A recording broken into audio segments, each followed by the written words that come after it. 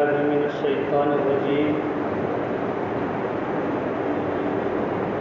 بسم الله الرحمن الرحیم۔ یہاں سے دوسرا پارہ شروع کیا جا رہا ہے۔ ایک پارے کی امام صاحب تفسیر مکمل تقریباً کر چکے، یہاں سے دوسرا پارہ شروع کیا جا رہا ہے۔ سَيَقُولُ السُّفَهَاءُ مِنَ النَّاسِ مَا وَلَّاهُمْ عَنْ قِبْلَتِهِمُ الَّتِي كَانُوا عَلَيْهَا۔ اللہ کے نبی صلی اللہ علیہ وسلم دنیا کے اندر تشریف لائے جب نماز کا میرے اور آپ کے آقا صلی اللہ علیہ وسلم کو تحفہ ملا، نماز پڑھنے کا حکم دیا گیا، تو آپ کعبۃ اللہ کی طرف نماز پڑھا کرتے تھے۔ اس سے پہلے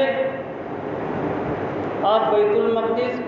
کی طرف نماز پڑھا کرتے تھے۔ حضرت آدم علیہ السلام اور اولاد آدم سے لے کر کے نوح علیہ السلام کے زمانے تک تمام انبیاء علیہ السلام ایک ہی قبلے پر مقرر رہے، اور یہی سب سے پہلا قبلہ تھا۔ قرآن کریم میں باری تعالیٰ نے خود فرما دیا، ان اول بیت وضع للناس للذی ببکۃ مبارکا وہدی للعالمین،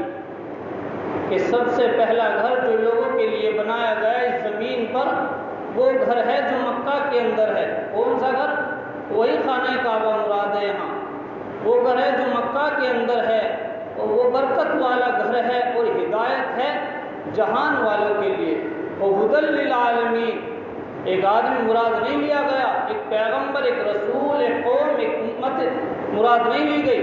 بلکہ کیا کہا گیا؟ وہدی للعالمین، ہدایت ہے، رہنمائی ہے تمام جہان والوں کے لیے، پوری دنیا کے انسانوں کے لیے۔ حضرت آدم علیہ السلام سے لے کر تمام انبیاء علیہ السلام ایک ہی قبلے پر مقرر رہے۔ نوح علیہ السلام کے زمانے میں ایک طوفان آیا، ایک عذاب آیا، جس عذاب کے نتیجے میں ہر چیز ترہم برہم ہو گئی، جس عذاب کے لپیٹ میں آ کر ہر چیز ختم ہو گئی۔ اسی طوفان کے اندر کعبۃ اللہ کی تعمیر بھی ختم ہو گئی، کعبۃ اللہ کی تعمیر بھی، عمارت بھی منہدم ہو گئی۔ ان کے بعد حضرت ابراہیم علیہ السلام اور اسماعیل علیہ السلام دنیا کے اندر تشریف لائے۔ اللہ رب العزت کے حکم سے ان دونوں انبیاء علیہ السلام نے خانہ کعبہ کی تعمیر کی، اور یہ دونوں انبیاء علیہ السلام اور ان کی امت سب کے سب خانہ کعبہ کی طرف متوجہ رہے۔ اللہ کے نبی صلی اللہ علیہ وسلم دنیا کے اندر تشریف لے آئے۔ اللہ کے نبی علیہ السلام کو نماز کا حکم دیا گیا، تو آپ کا قبلہ آپ کے جد امجد حضرت ابراہیم علیہ السلام کا قبلہ رہا، کیونکہ آپ کا وہی محبوب قبلہ تھا۔ لیکن جب نماز کا حکم دیا گیا، جب مکہ کے اندر مکہ سے ہجرت کرنے، مدینہ طیبہ میں قیام کرنے کے بعد ایک روایت کے اندر آتا ہے کہ ہجرت مدینہ سے کچھ پہلے آپ کو اللہ رب العزت کی طرف سے حکم یہ ہوا کہ آپ بیت المقدس کی طرف رخ کر کے عبادت کریں، نماز ادا کریں۔ لیکن اللہ کے نبی علیہ السلام اللہ رب العزت کے حکم کے مطابق بیت المقدس کی طرف نماز ادا کرنے لگے۔ 16 یا 17 مہینے تک اللہ کے نبی صلی اللہ علیہ وسلم نے بیت المقدس کی طرف رخ کر کے نماز پڑھی ہے، لیکن دل کے اندر یہ تمنا تھی، یہ رغبت تھی کہ جب بھی بار بار اللہ کے نبی صلی اللہ علیہ وسلم آسمان کی طرف نظر اٹھا کر دیکھ رہے ہیں کہ کہیں کہ کب وحی آ جائے، کب انتظار وحی کے چکر میں بار بار آسمان کی طرف نظر اٹھا کر دیکھ رہے ہیں کہ اللہ رب العزت کی طرف سے کب وحی نازل ہو جائے، کیونکہ میرا تو محبوب قبلہ وہی قبلہ ہے جو حضرت آدم علیہ السلام کا قبلہ تھا اور حضرت ابراہیم اور اسماعیل کا قبلہ تھا۔ اسی انتظار وحی کے چکر میں آپ بار بار آسمان کی طرف نظر اٹھا رہے تھے۔ 16 یا 17 مہینے کے بعد آپ کو حکم دیا گیا کہ آپ اپنے قبلے کی طرف متوجہ ہو جائیے، جو آپ کا محبوب قبلہ ہے آپ اسی قبلے کی طرف متوجہ ہو جائیے۔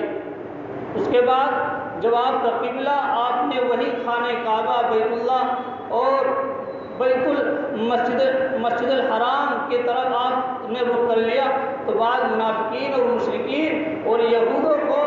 اعتراض ہو گیا کہ ان مسلمانوں کے دین کا بھی کوئی ٹھکانہ نہیں ہے، کبھی اس طرف رخ کرتے ہیں کبھی اس طرف رخ کرتے ہیں۔ اب سے پہلے خانہ کعبہ کی طرف رخ کیا کرتے تھے، عبادت کیا کرتے تھے، اس کے بعد مسجد اقصیٰ کی طرف رخ کرنے لگے، بیت المقدس کی طرف، اس کے بعد پھر انہوں نے خانہ کعبہ کی طرف رخ کر لیا۔ ان کے دین کا بھی کوئی ٹھکانہ نہیں ہے۔ تو اللہ رب العزت نے ارشاد فرمایا قُلْ لِلَّهِ الْمَشْرِقُ وَالْمَغْرِبُ، اے نبی صلی اللہ علیہ وسلم آپ ان کو جواب دیجئے، ان سے کہہ دیجئے کہ مشرق بھی مغرب بھی اللہ ہی کا ہے، تمام جہتیں اللہ ہی کے لیے ہے، وہ جس طرف چاہے رخ کرنے کا حکم کر دے، وہ چاہتا تو مشرق اور مغرب کو چھوڑ کر شمال اور جنوب کی طرف بھی حکم دے سکتا تھا۔ اصل جہت نہیں ہے، اصل سمت نہیں ہے، اصل تو حکم خداوندی ہے۔ حکم خداوندی کے مطابق ہی اللہ کے نبی صلی اللہ علیہ وسلم عبادت کیا کرتے تھے۔ یہدی من یشاء الی صراط مستقیم، وہ ہدایت دیتا ہے جس کو چاہتا ہے صراط مستقیم کی۔ اب جو اللہ کے نبی صلی اللہ علیہ وسلم کے ماننے والے تھے، جو اللہ کے نبی صلی اللہ علیہ وسلم پر ایمان لے آئے، وہ تو اللہ کے نبی صلی اللہ علیہ وسلم کے ساتھ خانہ کعبہ کی طرف متوجہ ہو گئے، اور جو اللہ کے نبی صلی اللہ علیہ وسلم پر ایمان نہیں لائے، جن کو ان سے نفرت ہو گئی، جو اعتراض کرنے لگے، وہ اس سے ہٹ گئے، وہ ہٹ دھرمی کرنے لگے، اسی کو بتایا یہدی من یشاء الی صراط مستقیم، وہ ہدایت دیتا ہے سیدھے راستے کی جس کو چاہتا ہے۔ وَكَذَلِكَ جَعَلْنَاكُمْ أُمَّةً وَسَطًا لِتَكُونُوا شُهَدَاءَ عَلَى النَّاسِ وَيَكُونَ الرَّسُولُ عَلَيْكُمْ شَهِيدًا۔ اب یہاں امت محمدیہ کی ایک شان بیان کی گئی ہے۔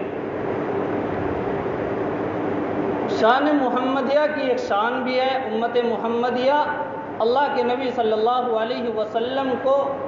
اللہ کے نبی صلی اللہ علیہ وسلم کی امت میں ہمیں پیدا کیا گیا، یہ ہماری ایک بہت بڑی شان ہے، ہماری ایک بہت بڑی تعریف ہے۔ انبیاء علیہم السلام نے بھی اللہ کے نبی صلی اللہ علیہ وسلم کی امت میں پیدا ہونے کی درخواست کی تھی، اللہ سے گزارش کی تھی کہ یا اللہ ہمیں بھی اپنے آخری اور محبوب نبی کی امت میں پیدا فرما دیجئے۔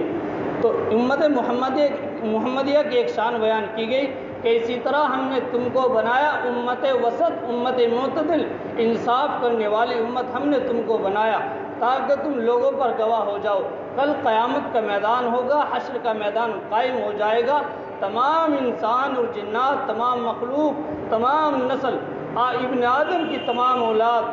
حشر کے میدان کے اندر قائم ہوگی، تو اس وقت یہ امت محمدیہ گواہی دے گی تمام امتوں پر، دوسری تمام قوموں پر، اور اسی امت محمدیہ کی گواہی کی بنیاد پر تمام سابقہ انبیاء علیہم السلام کے حق میں فیصلہ کیا جائے گا۔ دیکھیے امت محمدیہ کی شان کہ امت محمدیہ کی گواہی انبیاء علیہم السلام کی گواہی کے حق میں معتبر ہوگی۔ امت محمدیہ کی گواہی کے اعتبار سے انبیاء علیہم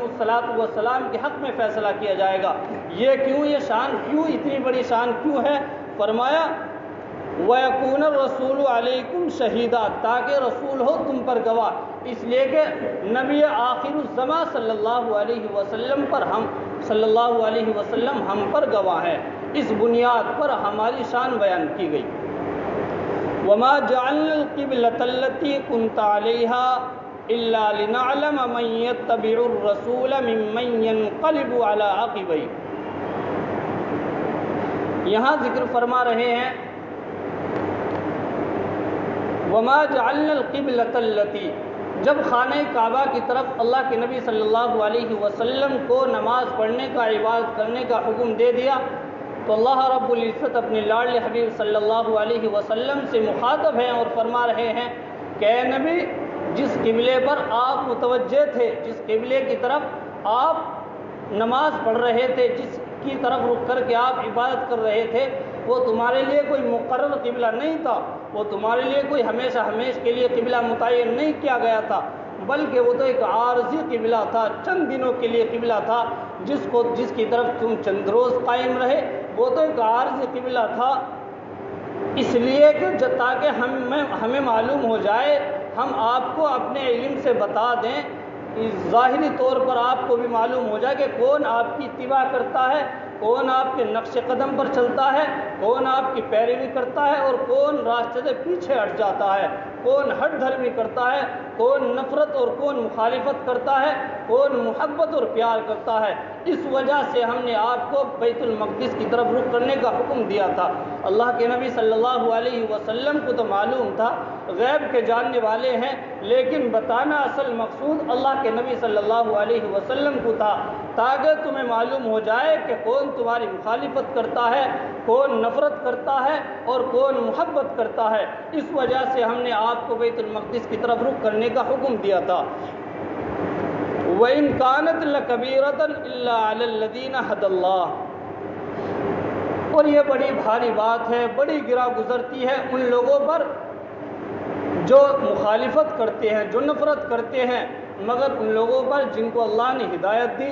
جن کو اللہ نے سمجھ عطا کی، جن کے دلوں میں اللہ رب العزت نے اپنے لاڈلے حبیب صلی اللہ علیہ وسلم کی محبت کو ڈالا، جن کے دلوں میں اللہ رب العزت نے اللہ کے نبی صلی اللہ علیہ وسلم کا پیار بھرا، ان کے دلوں میں اللہ رب العزت نے محبت بھر دی۔ جن کے دلوں میں نفرت تھی، جو لوگ مخالفت کرنے والے تھے، ان کے لیے بڑی بھاری بات ہے کہ کبھی اس طرف قبلہ کرتے ہیں، کبھی اس طرف قبلہ کرتے ہیں۔ ان کو ایک عجیب سی بات لگی، وہ سمجھتے تھے کہ اپنی طرف سے کر رہے ہیں، ان کو کسی کی طرف سے کوئی حکم نہیں مل رہا ہے، بلکہ یہ تو اپنی من مرضی اور اپنی خواہشات کے مطابق عمل کر رہے ہیں۔ ادھر کو جی کرا ادھر کو نماز پڑھ لی، ادھر کو من چاہا ادھر کو عبادت کر لی، یہ تو اپنی مرضی کے مالک ہیں۔ ایسا نہیں ہے، بلکہ یہ تو حکم خداوندی کے مطابق عمل کر رہے تھے۔ وَمَا كَانَ اللَّهُ لِيُضِيعَ إِيمَانَكُمْ، اب یہاں ارشاد فرما رہے ہیں تقریباً 16 یا 17 مہینے جو اللہ کے نبی صلی اللہ علیہ وسلم نے بیت المقدس کی طرف رخ کر کے نماز پڑھی ہے، یہاں ارشاد فرما رہے ہیں کہ اللہ رب العزت ایسا نہیں ہے کہ تمہارے ایمان کو ضائع کر دیں، تمہارے ثواب کو ختم کر دیں، ایسا نہیں، بلکہ اللہ رب العزت ان اللہ بالناس لرؤوف الرحیم، بے شک اللہ تبارک و تعالیٰ تو بہت شفقت والے، نہایت مہربان اور رحم کرنے والے ہیں۔ ایسا دماغ کے اندر، دلوں کے اندر یہ بات پیدا ہو جایا کرتی تھی، ان کے دلوں کے اندر، لیکن اللہ رب العزت نے اپنے لاڈلے حبیب سے فرما دیا کہ ایسا نہیں ہے، ایسا مت خیال کر لینا کہ ہم نے بیت المقدس کی طرف نماز پڑھی تو ان کا ثواب کم ہے، ہمیں خانہ کعبہ کی طرف نماز پڑھنے کا حکم دے دیا گیا تو اب ثواب زیادہ ملے گا، نہیں، بلکہ ایسا نہیں ہے، اصل جہت نہیں ہے، اصل تو حکم خداوندی ہے۔ حکم خداوندی کی بنیاد پر ہی آپ نے جتنی نماز اس طرف رخ کر کے نماز پڑھی ہے، جتنی عبادتیں آپ نے بیت المقدس کی طرف کی ہے، اتنا ہی آپ کو پورا ثواب ملے گا، اور جو آپ خانہ کعبہ کی طرف، مسجد حرام کی طرف رخ کر کے نماز پڑھ رہے ہیں، اتنا ہی آپ کو ثواب برابر ملے گا، ثواب میں کمی اور کوتاہی نہیں کی جائے گی۔ قد نرى تقلب وجهك في السماء فلنولينك قبلة ترضاها، اللہ کے نبی صلی اللہ علیہ وسلم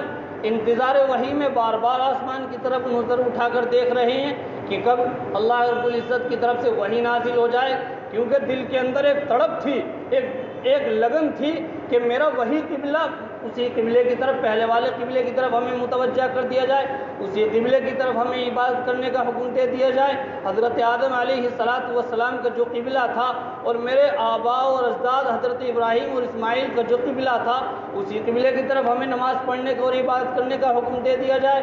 اس محبت میں، اس انتظار وحی کے چکر میں آپ بار بار آسمان کی طرف نظر اٹھا کر فرما رہے تھے، تو اللہ رب العزت ارشاد فرما رہے ہیں فَلَنُوَلِّيَنَّكَ قِبْلَةً تَرْضَاهَا، سو ہم ضرور آپ کو اس قبلے کی طرف متوجہ کریں گے، آپ کو اس قبلے کی طرف مقرر کریں گے، آپ کا وہ قبلہ جس پر آپ راضی ہیں۔ وہ تو راضی تھے کس کے اوپر؟